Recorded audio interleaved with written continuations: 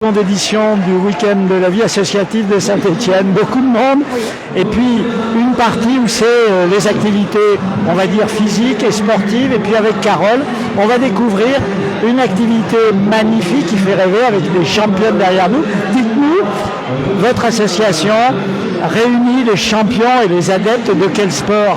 Alors en fait on pratique le trampoline.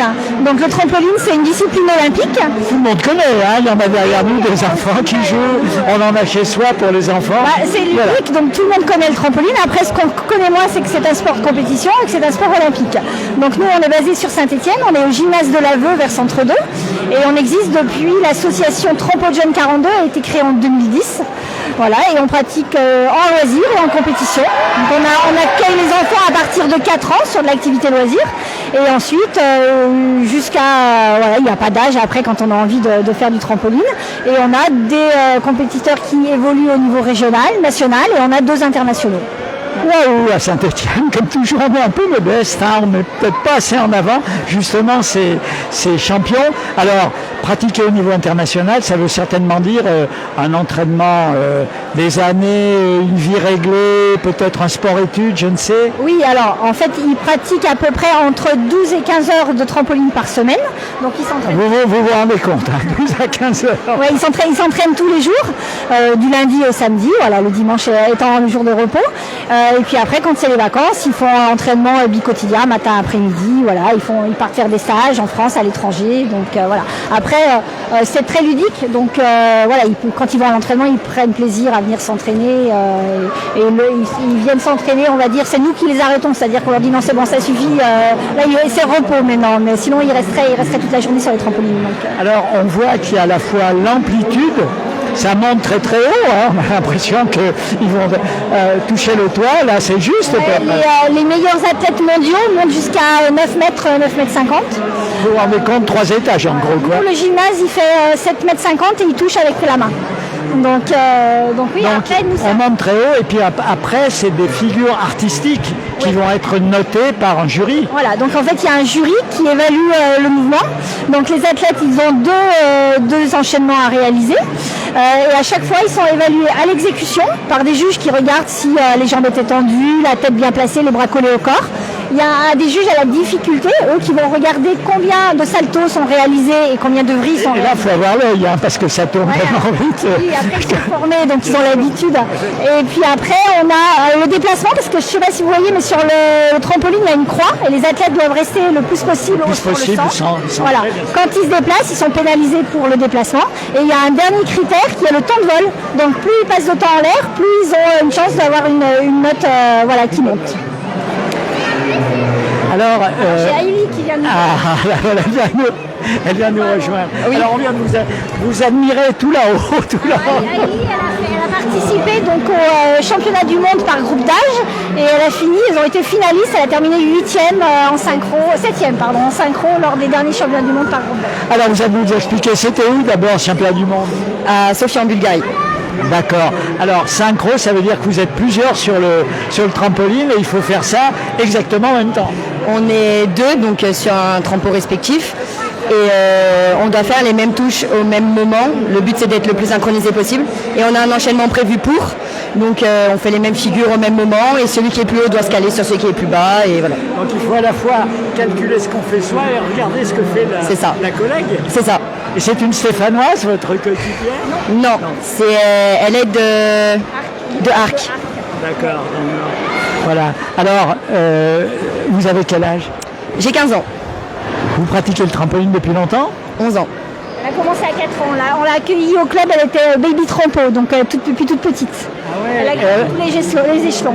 Et alors maintenant, votre présidente disait c'est 12 à 15 heures d'entraînement par semaine? Oui, là cette année je rentre en sport-études donc à Tesna. Donc, à Tesna, il y a des centaines de jeunes sportifs de tous ordres. C'est aussi sympa probablement de rencontrer d'autres jeunes qui sont confrontés à la difficulté, à la fois les études et puis vous allez entrer en seconde? Oui, c'est ça. Donc sur le plan scolaire, ça marche bien aussi? Ça marche bien? Bon. C'est pas le sport sans l'école, donc j'ai été, on va dire, depuis toute petite baignée dans l'école avant le sport. Donc maintenant, j'ai toujours passé l'école avant tout. Alors, il y a une part de risque quand même. Parce que vous montez haut, ça tourne dans tous les sens. Alors, en fait, quand ils apprennent... Nous, ça fait peur. Hein,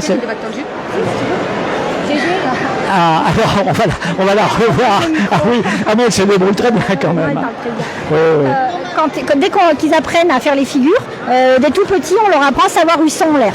Donc en fait, on apprend avec une technique qui s'appelle la part méthode. Donc on rajoute en fait des parties de salto et des parties de vrille. Donc du coup, à chaque fois, l'enfant, il sait où il est et il a des réchappes. Donc s'il ne sent pas bien, il peut se mettre en position arrivée dos, arrivée ventre et voilà, il sent en toute sécurité. Voilà. Et puis on a un petit tapis de sécurité que l'entraîneur glisse en cas où il voit que l'athlète ne va pas bien arriver, on glisse le tapis. Voilà. Donc la sécurité est assurée. Il y a quand même une part d'adrénaline là. Ah oui. Ça dure combien ça dépend. Alors un athlète a une minute. On va voir la championne. Venez là. On va regarder. On va la regarder là. Là, elle effectue des chandelles. Donc les chandelles, c'est l'élément préparatoire pour prendre de la hauteur. Elle a 1 minute en compétition pour partir. Voilà. Et quand elle est prête, ensuite, elle va faire un petit mouvement de préparation. Voilà. Et là, elle part. Voilà. Sur un double salto arrière tendu. Donc là, les enfants sont en reprise. Ils ont repris le 20 août l'entraînement après les vacances. Donc ils sont encore sur la reprise de figure. Voilà. Mais ça, c'est déjà une figure qu'on voit au niveau mondial. Voilà. Ah oui. Les tapis qui sont sur les côtés sont des banquettes de sécurité au cas où les athlètes sortent. On vient. Et Anton qui a également participé au championnat du monde par groupe d'âge à Sofia avec Haïli. Oui, c'est vrai qu'il va y avoir de sacrées sensations là-haut. Hein. Oui. Après, j'avoue, j'ai pas toujours tout compris de ce que je faisais quand j'étais plus petite. Mais maintenant, je me pose de plus en plus de questions. Donc oui, c'est vrai qu'on sent de plus en plus de sensations, oui, en effet. Avec aussi, probablement, un peu comme les plongeurs de haut vol, comme les gymnastes, le risque de la blessure, non? Oui, alors j'ai été blessée 2 années d'affilée, dont une blessure en 2017 qui a été pas mal grave, on va dire. J'ai mis du temps à revenir. Mais en tout cas, oui, la peur de la blessure est là, mais après, on sait qu'on est en confiance. Enfin, l'entraîneur est là, donc en soi, on n'est pas tout seul. Et puis, on se lance. Si il nous lance, c'est qu'on n'a pas de danger. On peut pas se faire trop mal, quoi. Oui, voilà. Après, il y a la préparation physique qui va avec, donc ils sont prêts. C'est deux vrais athlètes. Voilà, il y a une préparation physique qui est nécessaire et l'impact dans la toile quand ils descendent de 8 mètres, il faut qu'ils soient prêts physiquement. Voilà. Et puis après, comme tout sport, il y a des risques de blessures, mais des fois c'est sur des bêtises qui se font mal et pas forcément sur des figures. Et puis après, oui, il y a l'appréhension quand on part dans son enchaînement, de bien faire. Et puis on n'a pas le droit à l'erreur, c'est-à-dire que c'est pas si je tombe, là je recommence. Si je tombe, c'est fini, l'exercice il est terminé. Donc il y a toujours cette appréhension. Ça contribue au plaisir. Alors, les Français se débrouillent pas mal. Les Français sont pas mal, ils sont bien classés. On est dans le top 5 mondial.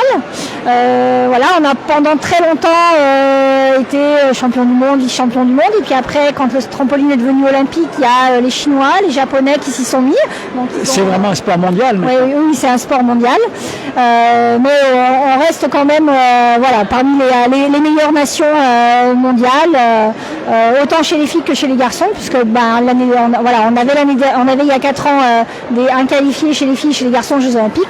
On espère qu'on aura la même chose cette année en France et les tests sélectifs, c'est au mois de novembre, début novembre, à Birmingham en Angleterre. Donc il faudra être prêt.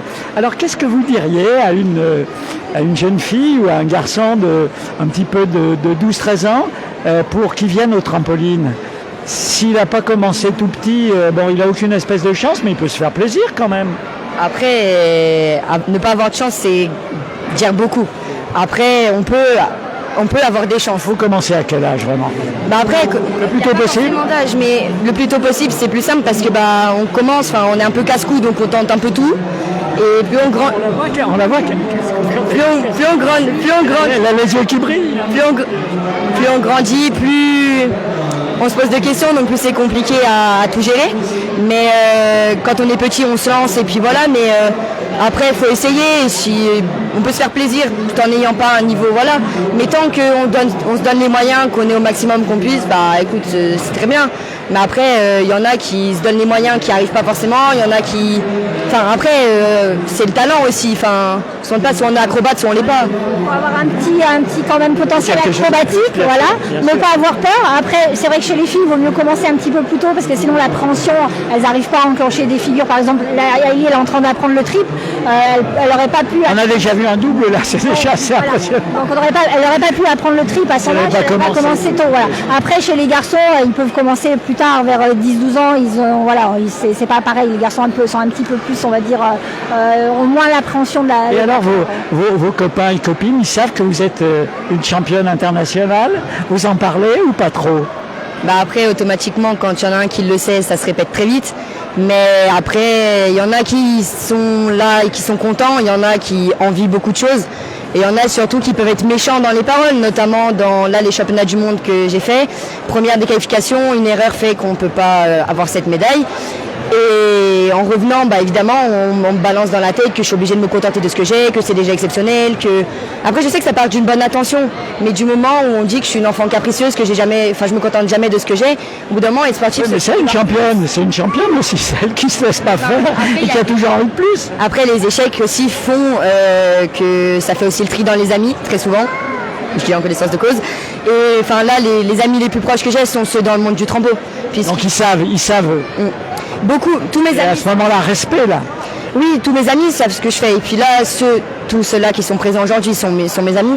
Et je le dis maintenant que c'est une deuxième famille pour moi, qu'ils ont toujours été là pour moi. Et franchement, au championnat du monde, je pense que je serais jamais remontée sur un trampoline s'ils n'avaient pas été là derrière moi à me dire que j'en étais capable. Parce qu'honnêtement, j'ai jamais eu d'échec. Je suis jamais tombée en compétition ou qu'on ne se rende pas. Jusqu'à maintenant, jusqu'à ce que je grandisse. Forcément, ça arrive un jour, parce que la difficulté est de plus en plus importante, le stress est de plus en plus important. J'ai mis du temps à comprendre que c'était normal, et c'est grâce à eux que j'ai compris, grâce aussi à tous mes entraîneurs, grâce à Carole, grâce à Jérémy, grâce à tout le monde. Mais franchement, je pense que je ne serais pas remontée sur un trampo sans le soutien que j'aurais derrière. Formidable. Alors cette tunique, c'est la tunique de l'équipe de France? Oui. Bah, je suis rentrée dans le... Alors on sait que dans les sports d'équipe, la remise du maillot, c'est un grand moment. Ça a été la même chose pour vous quand on vous remet le maillot de l'équipe?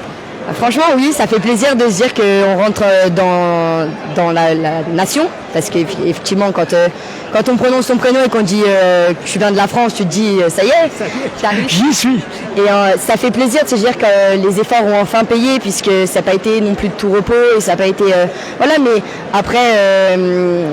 c'est très spécial, hein. On peut rentrer une année en équipe de France et après repartir l'année d'après. Enfin, c'est un peu spécial aussi, mais franchement, cette tenue-là, j'en prends très soin. Qu'on se demande pas, j'en prends très très soin.